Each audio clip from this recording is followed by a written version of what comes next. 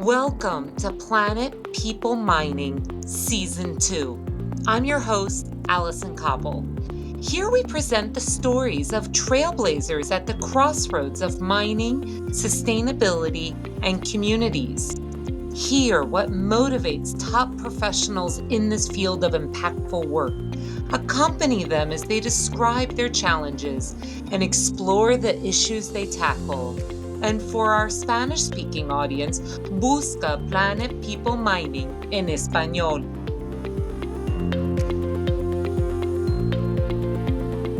Well, this is a special Planet People Mining episode. It's Pacha Associates' 1-year anniversary, and I'm inviting a guest host, Beth Borody, CEO of the Femina Collective and co-host of the podcast, The Rebuild. So first, you want to say hello, Beth, and then I'll bring us over to why you're here and over to you. Yes, of course. Thank you, Allison. I am so glad to be here, and I'm so excited to be recording this episode with you.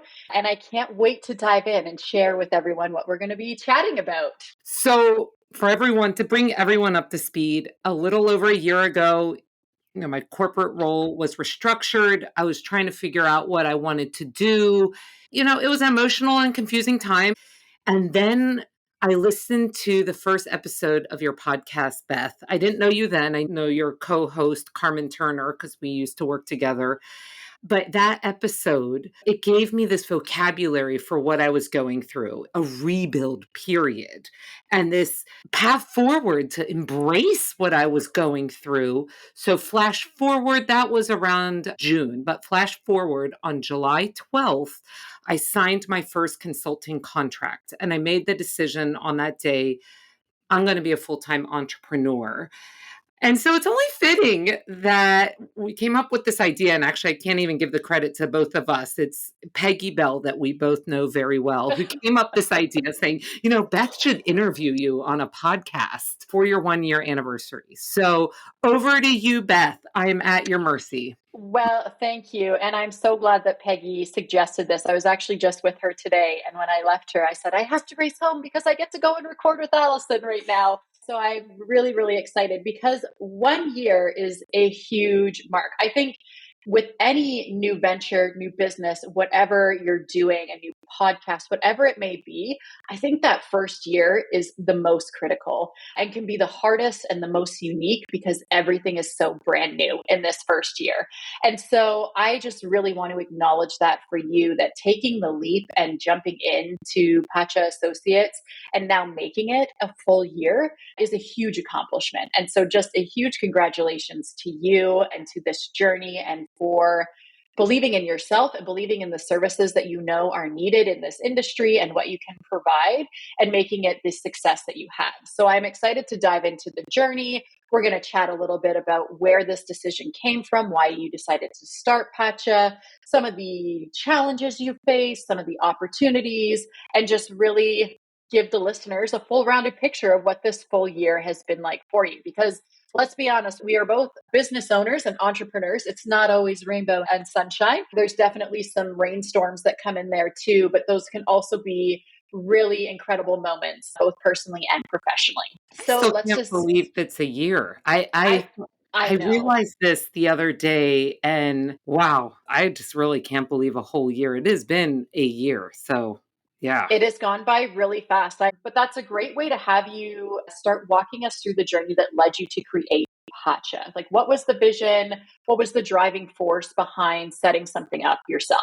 When I got restructured out of the last corporate role, when I had spent a year in energy away from mining, and I realized I missed my mining people. And so the first few weeks was reconnecting with the people, honestly, I ignored for at least a year because I moved across country and I started a new role in new industry, and I put my head down and didn't talk to many people. And so I reconnected to people who I'd worked with, most of them for many years, just to check in. Like, what have you been doing? Sorry, I haven't talked to you in a year. And just hearing any advice they had to offer. A number of these people are individual consultants or have boutique firms or entrepreneurial in some venture. And they were really encouraging to help me see you could do this. And so I said, I'm just going to set up this firm. First, I have to come up with a name. And I had a friend of mine who was coming through Washington that weekend from business school. And we spent the weekend brainstorming names. And she helped me think about what are really significant just words out there, places I've been to. And we did quite an introspection of what would this firm be about. And it all came back to mining very quickly. It all came back to natural resources. A lot came back to my field work, which a large amount of that has been in the Andes Mountains. She stayed in my house, and my family, and my husband, who's from the Andes, and my daughter, oldest daughter, who was born in Peru, and we have this big picture of the Peruvian mountains and the fields below it in my kitchen. And we just kept going back to that. And the word Pacha is a Quechua word that means earth. And it's kind of, it's a Quechua word, but anyone who's been around the Andes, Peru, Ecuador, it's kind of in common language. But it's not just earth, it's this holistic view of earth. And it's implicitly, that this earth has this multidimensional view. And it just came out of us. And I said, that's the word. That's the firm. That's what we're calling this. And honestly, I threw out associates because I knew at one point there would be more than me. I had no idea, what it is, but I'm like, it's not just about me. It's something more. The name stuck. And then you had to register it. So there you go. So that's where it came from. But it wasn't until I started talking about it and started to believe in it myself. And a former colleague of mine from Newmont called me up and she asked, did you really set up that LLC? Yes. Good, because this guy I used to work with back in the day, he's head of this exploration company that could use your help on the ground to better align their community relationships, and put me in touch. And on July 12th, we signed that contract. And I'm like, the doors are all just opening to say you're on this path. And at the same time, inspired by your podcast, I will say I started with the podcast idea because I was talking to so many amazing people and listening to them, and also getting back into mining and podcasts, and realizing with a couple notable exceptions, for the most part, I wasn't just resonating with the mining world podcasts. So what would a podcast be with these stories and these amazing people who are giving me a lot of time to talk and listen, and to me listen to their stories? I'd love to put those for more people to listen to, and started sketching out this idea, wrote a 2-pager.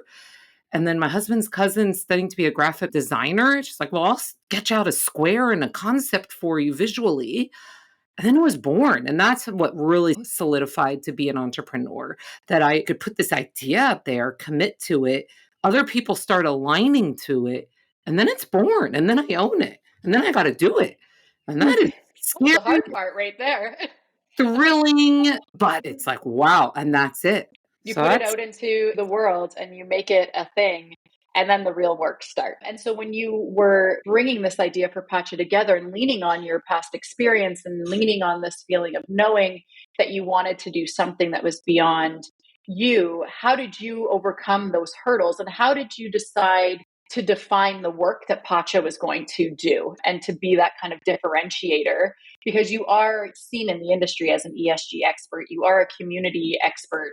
And so, how did you define the work and the services that Pacha was going to offer? That was a process. A lot of relationships. People know me. I've worked in a number of different companies. I was like, yeah, I'll just show up and start talking about what I know how to do. I found out very quickly that is not how consulting works.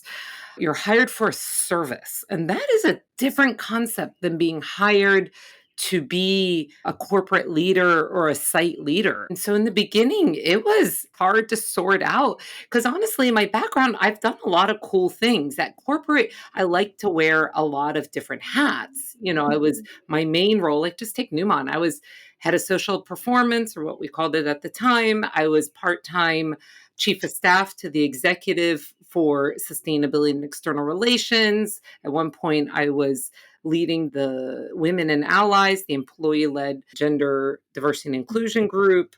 I was doing a secondment in another area because I liked always doing lots of different things. But how to just say that in a nutshell, it was hard. So pretty quickly I hired Peggy Bell. I'll just put that one out there.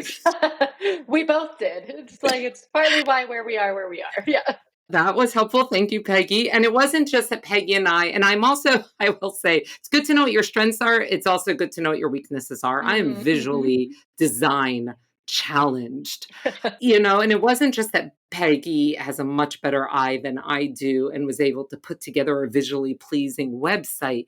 She really helped me bucket what my services were so that I could really even focus on the tagline, helping companies transform their community relationships. It Mm, took a long time to get there because even if we say like ESG expert, that can literally mean so many things to so many people and companies. But what gets my heart, what she helped me realize is just lean in. Like, of course, and anyone really knows that you can do more than this one type of service. But what gets you up? What gets your heart going? What do you love to do?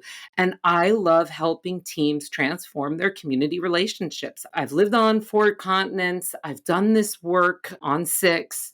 I've seen teams in exploration to closure to operations to projects. And over, I've gotten this thrill that when we really sit down and do the work, I always say the work works. But and on the one hand, you have these companies completely biased. I worked at a number of them. I would say like Newmont and Anglo American and Tech and BHP and Tamina, honestly, and a number of others, but who have gotten this, who are doing the work, who are innovating on the work, but they need outside help at times. I used to hire consultants and consulting firms. There's temporary moments where you need an outsider to help you assure your site or come up with a different view on things or train your teams or other types of services that in-house just by design you're not going to do. And I realized though to be effective with them, I really get how these companies work. They're quirky places. It's quirky, that relationship between the corporate center and the regional center and a site in a different country at different stages of development. That's not always a relationship that works well. I mean, to be mm, honest, it hasn't always worked well, in my career. But out of that, sometimes difficult moments of internal stakeholder engagement, I've figured out a lot of stuff. So I realized, I have a way to help them in a way that maybe others don't. And then mm, what really gets me going as well is the boom and still a number of even established, generally smaller players, but I've been amazed. Sometimes I've engaged with some large players. I'm like, really? That's what your thinking is around this? Who still don't get this work at mm, all, who really mm, think that obtaining and maintaining social acceptance of building a real relationship is just as easy. It's intuitive. I'm a nice person. I just show up and be nice to people, and then it happens, and completely deny that there is this whole discipline and practice and management system and strategy and a whole body of professional work that exists. They just deny it. And some days I really think it's a willful ignorance, like they just choose to deny it. And sometimes it's just don't even know it's there.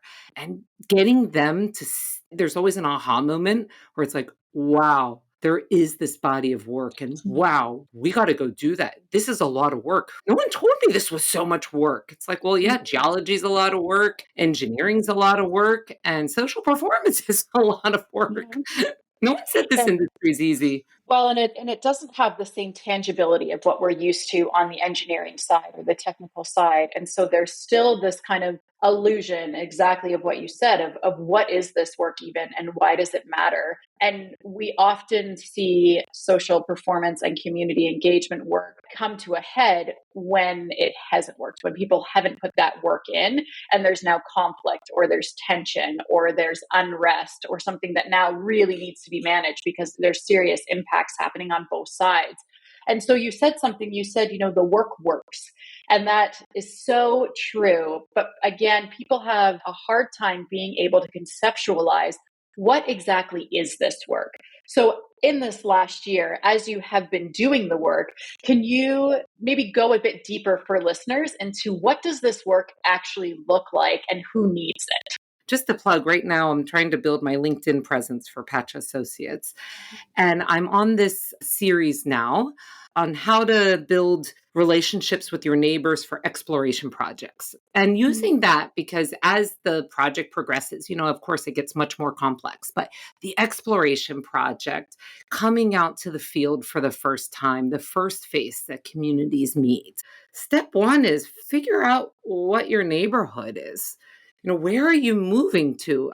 I go into exploration offices and you see all of these maps. Plug to Sharon Flynn, episode 4, season 1, when we were talking about drawing people on maps. It's so true. There's Mm. all these maps, this geology, and I read all these technical reports. And I'm like, where is this project? Like, where are people on this map? First, start off by saying the work begins by identifying where this project is on a map that actual people use, residents of an area. And I often get the response from geologists in general, like, oh, there's no one there. I went out there. There was no one. I'm like, just because you didn't see anybody doesn't mean they didn't see you, Mm. Or I love the one that it's, well, we're not building anything right now, so it doesn't matter. or not drilling anything. We're not So drilling anything. There's no impact. It's okay. Yeah. exactly. So going back of what is this work? This work is first situating a project in a real people location, and then learning about that location, and then learning who might be there, and then being thoughtful about, well, I can't engage all, say, 20,000 residents of this county, but who is really important to engage? And how may I show up and just meet my neighbors, And you're moving into a new neighborhood. You don't want that first meeting with your neighbor because you really need to ask a huge favor or your tree fell in their lawn and you need to say sorry. Like, that is not a good neighborhood meeting.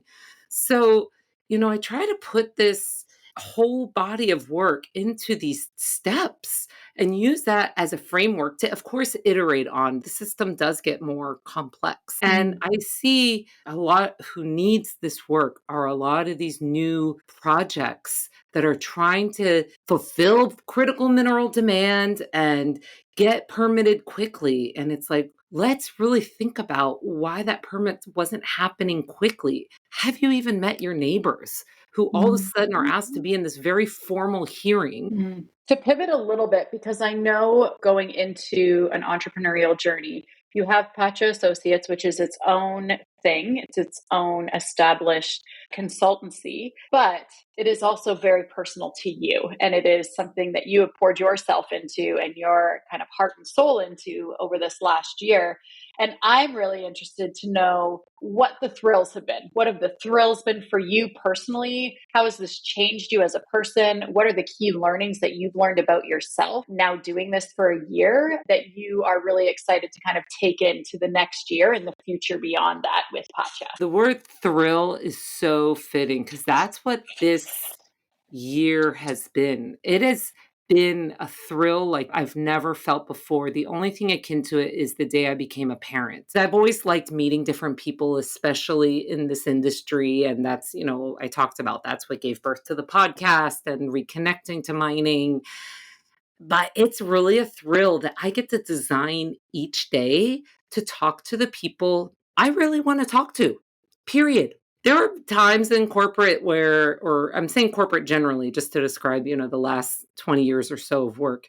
There were times talking to people I really didn't feel like being in a room with, generally, sometimes inside the company for different reasons. Some people I'd say are like energy takers. I want to be in a room with energy givers, people who, it's honestly like the first time you and I met, Beth. It's like, we talk. Even yesterday, we left each other at least 3 unrelated voice notes with the equally passionate energy, equally excited on 3 different things we're working on together. And it's like, boom, boom, boom. And I get to spend all day doing that.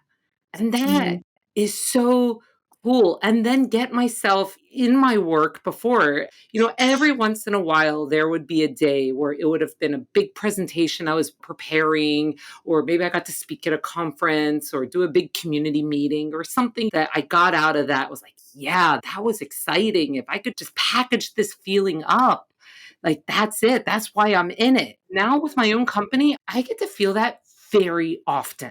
Some days my husband can't keep up. He's like, whoa, whoa, wait, you told me about this amazing thing you did yesterday. Like, what did you do today? I was like, no, that was yesterday. So Mm, today I yeah. talked, this, that, and the other. Like, and to design my day every day, even to the point where to the second learning, if I've had to learn how to stop and Mhm. purposely stop because it got to the point where I couldn't sleep. My brain was just on fire all the time. And I've really had to learn how to meditate. Like, I'd heard about meditation. Obviously, everyone's heard about meditation, but I kind of was like, I've tried that. Doesn't work. Like, that's some fluffy stuff that does not for me. I have to stop at least once a day and just listen literally to myself breathe. And that has Mm. been this life changing learning. So, to be able to structure my day around these thrills and also to geek out about the work at a certain level in an organizational role. I mean, part of it is the role. You're doing a lot of internal stakeholder management to align around your strategy and the system you're trying to create and getting their input. And that's great too. That is also part of the work. But just to really be on the ground and help a real team through real community meetings and be face to face with the actual challenge that you're doing or designing pieces of a system for a company and just really be in the technical space. I didn't realize I missed that until now I'm back in. So Yeah. I'm going to stop Yeah. there on those three things. I think that that makes so much sense. And I've often said, even with Femina, that Femina is the baby that I never intended on having. And so hearing you say that the thrill of Pacha is up there with becoming a parent, I totally get that. And I totally get that excitement and that passion that gets poured in and the, oh, I can do this, or I could do this, or there's this opportunity, or we can go over here, and wanting to capture all of that while also trying to be realistic about your time and your management and that sort of thing. But it's so refreshing just to hear you talk about all of these things that you love and these three key things: being another founder and having this other business that you're growing and you're nurturing and you're building up. But I said it a few minutes ago, running your own business and having the pressure of running your own business and your own work is not all sunshine and rainbows. There's a lot of hard that comes along with this as well. So, as much as there's the thrill of the ride, there's the thrill of the work, there's the passion that gets to be brought out every single day. And, like, just a shout out to the husbands who support us very strong, Oh, yes. independent women who, Yes. like, just drive our families down these crazy paths and are like, here we go, we're going down here, and who just support us wholeheartedly and believe in the work that we are able to accomplish. They are equally such an important part of these journeys. But tell me a little bit about what has been more challenging or unexpected in this first year with Pacha. How much I don't know about actually running a small business and how much time that takes to do. I mean, shout out to my MBA class. We learned a lot about business strategy and big ideas. We did not learn how to pick an appropriate bank to set up your small business. I went through three different banks. We did not learn about everything that has to actually go into the invoicing process. We did not learn about estimated prepayment of taxes. Just this is endless list of just adulting. So that's first. It's seriously humbling. Also humbling, for years I've asked consultants to give proposals and have them set up as to be a supplier or vendor on our vendor management system. I have now filled out very official proposals for a number of large companies, some of them who I've worked for. I'm very humbled because I am so sorry to all the consultants that I have made go through that process.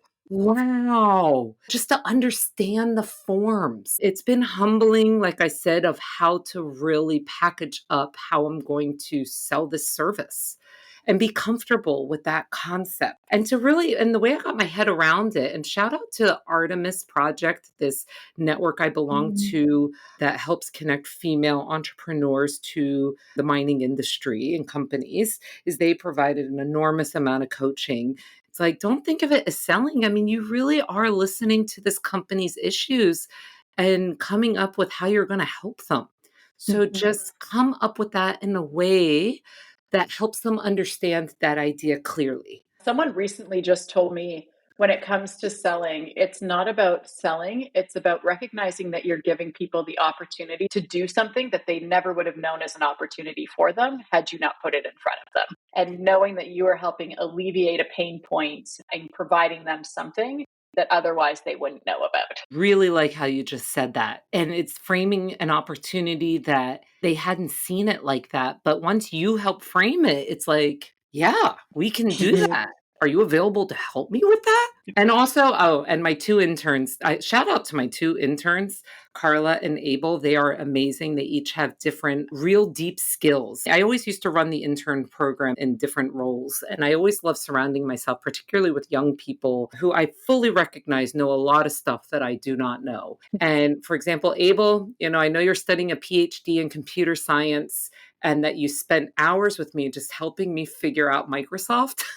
And real some real basics of setting up a business. And now he's on such a different level of helping me with research, analysis, and giving feedback and helping me be a thought partner. And then Carla, I already said how deficit I have in visual expertise. I mean, Peggy helped me get on the right path. And then Carla comes up with these visual designs based on a very cryptic text or voice note.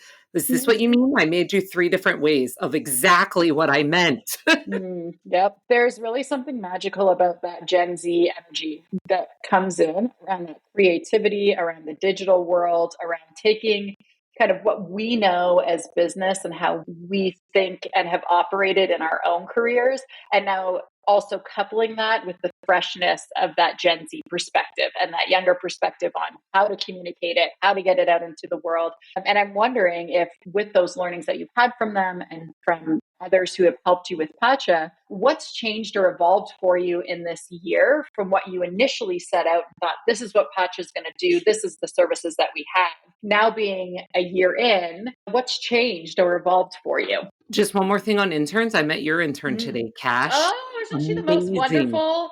So wonderful. Amazing. I know. I don't think we could ever not have someone like Cash with us moving forward because she is also exactly that. She dives in head first. She wants to do the work. She's creative. She's thoughtful. She's incredible and has been a huge, huge asset for us. Yes. So, it's interesting. So I set out, it was almost survival mode, right? I got this first contract and then started to branch out and building clients.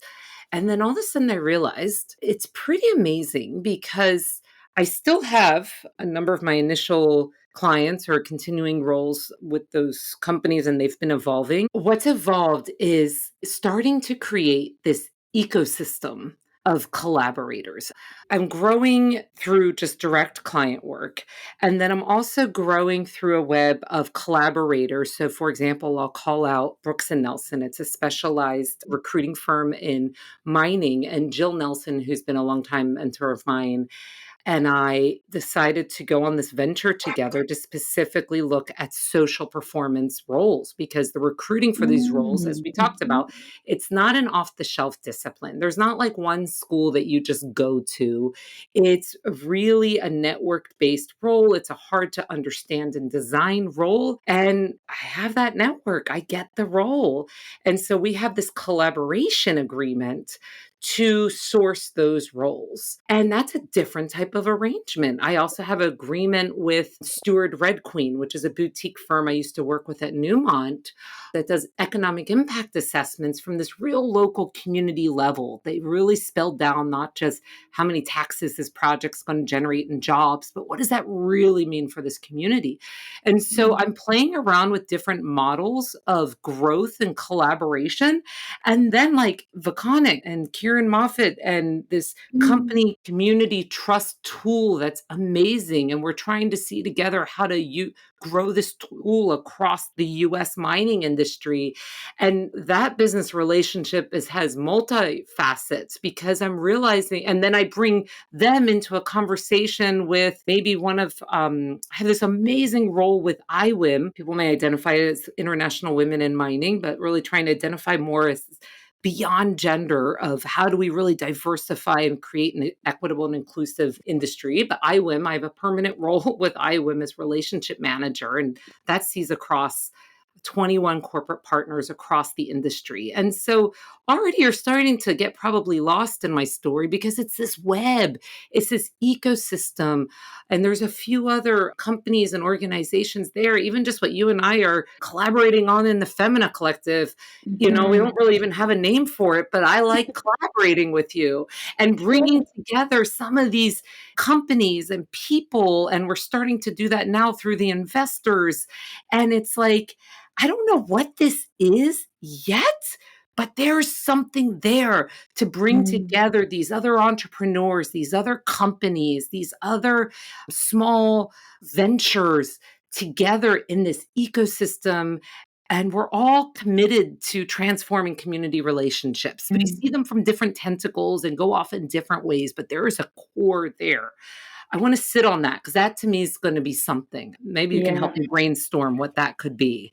I mean, you always know I'm up for a good brainstorm, and I also love collaborating with you. And I think one of the things that I often say when looking at having a business, and especially in these first few years and these kind of critical moments, is the influence you're able to have running your own business versus being in a set corporate role is so fundamentally different. And it's because you have this freedom to explode in this way. You have the freedom to build this web of connections and start figuring out who can work with who needs to connect with who, what work is being done where. And it starts opening up all of these new opportunities and all of these new collaborations and partnerships that wouldn't have been seen or wouldn't have been able to exist had you not taken the leap to start your own thing and to trust yourself and trust your intuition that you knew what was best for you and the gap that you were going to be filling. And I think that you're just at the beginning, like you're just starting. You're 1 year in and you've had an incredibly big and busy year. And now you have all of this traction underneath you, and you have these partnerships and these collaborations happening and these things kind of forming in the background. And now you get to build on that. And so, what is your vision for what that future looks like for you and for Pacha and for your clients? And where do you want all of this to lead? And what do you want to build with this? I just saw survival for first big part of this, and now I'm seeing this web. And what you just said is pretty amazing because you're amazing at that with Femina Collective. Is now thanks to being able to bring these actors together, bring these people together, bring these organizations and companies together, something new is forming. And I want to explore that more. I hadn't thought of it just like that until you just said that. And maybe we can brainstorm because that's a lot what I know you're doing with the Femina Collective of bringing these amazing people together in different ways. I said to Peggy today, we're building a new system. We talk about working in a system that doesn't work for different people. Generally, those are marginalized people, those are underrepresented groups. A lot of those are community groups, a lot of those are stakeholder groups. Obviously, the work that we do at Femina is very much about elevating women's voices and presence in the industry. And we often talk about that we have to work within the system that is currently here, that is kind of evolving and moving slowly and changing, but it's like, why are we not just dismantling that and building a new system and bringing the brilliance of everyone to the table who is working on all of these different pieces and just build something new? Because I think we know what it should be. We know it should be people forward. It should be people centered. We should be looking at impacts of the industry from multiple different layers and multiple different perspectives. We want inclusivity. We want safety. We want all of these things. And so, why don't we just do it? Why don't we just strip it down and do it and make something that is a new system and a new way of thinking? And I think it does take the curiosity and the boldness of people like yourself who want to see that same thing and who are out there connecting and are out there asking questions about people and are out there doing your own work and your own services and taking those learnings and building them into something else. And you don't have an ego about that. This is one thing I absolutely love about you, is that you're so thoughtful and kind and smart with how you build your work and you build your connections. And you're very quick to make additional introductions and connect other people and build other people's work as well. And I think that that is just so beautiful and just something that I've got to witness from you over this last year, not only with Pacha, but just you as Allison and you as this person leading this new venture and stepping into this new chapter for yourself and your own identity. And this is what you've done in a year. Like, holy smokes, we've got a lot to look forward to in the future for what you're going to bring to this industry. Right back at you, Beth, but thank you. Wow, okay. Can we just open up one door a little bit further for a second? Because Mhm. what you said about being able to respond and create something new and just do it. You and I just put to light, we're doing it live right now. So soon to be officially announced, I was asked to be an advisory board member for my first Mhm. client. So thank you, Mhm. Metallic Minerals. Our relationship has evolved and they invited me to be an advisory board member, and they're going through an active funding round. And part of this came about because we were ping ponging ideas, and I said something cheeky around. They were saying, investors in general just don't ask a lot of questions about this great community work we're doing. I'm like, well, you need new investors. And I was saying about the women in investing cohort and initiative that you're driving. And I said, in our women in investing cohort, we talk a lot about the long-term investment, about mining and how important it is to have values and good relationships and set up these projects for the long term, and call that ESG, call that risk management, call that a lot of things, but we spend a lot of time talking about that. And then the light bulb just went off and it's like, wait a second, maybe we can put this project in front of these investors. Maybe there Mhm. also are other investors. And Mhm. then from one second to the other, I started to take on this corporate development role. And let me tell you something. So, you and I have both been to investment conferences.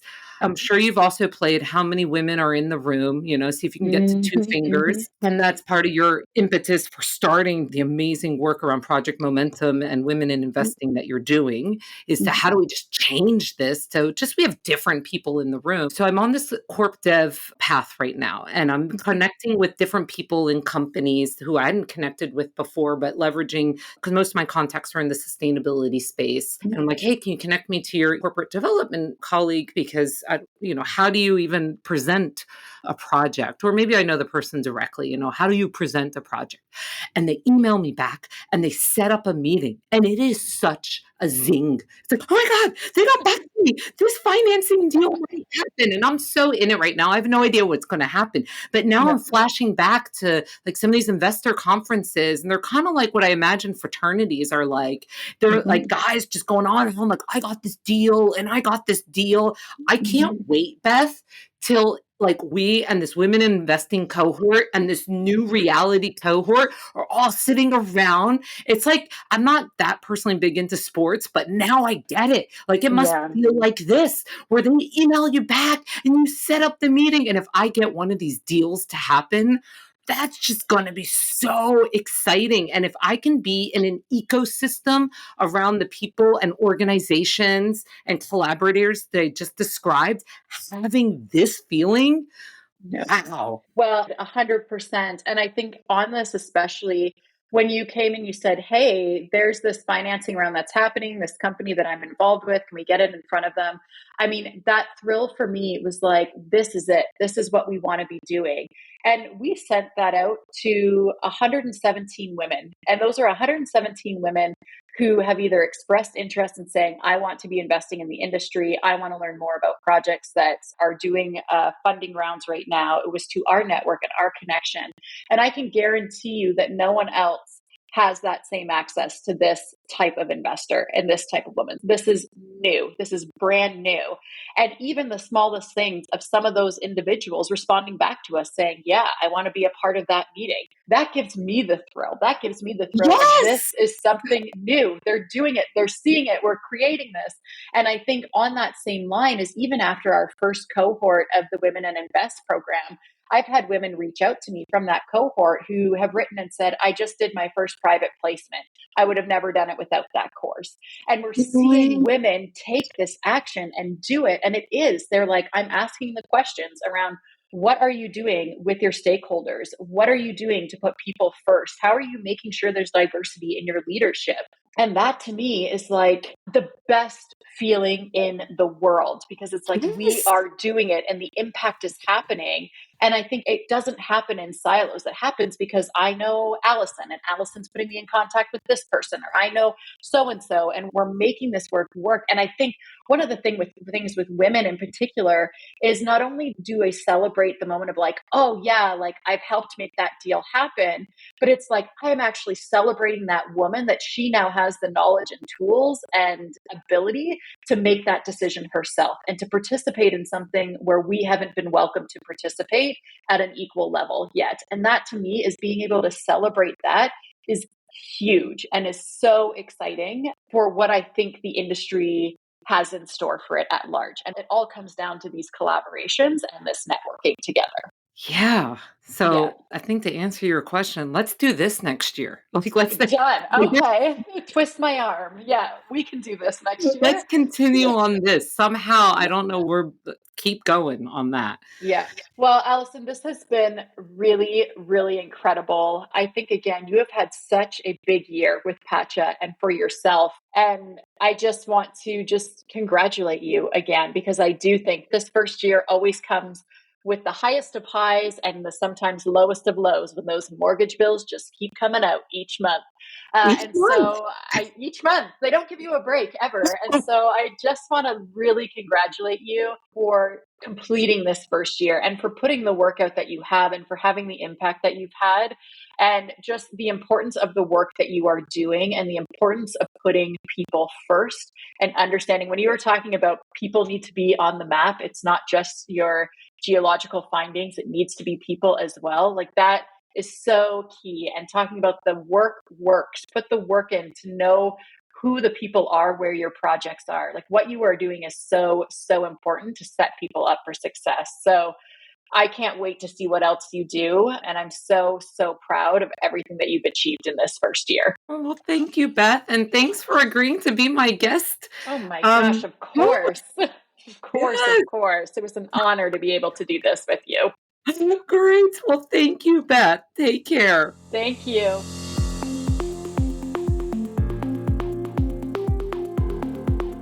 Thank you for joining us. If you like what you heard, please like, provide a 5-star review, and amplify.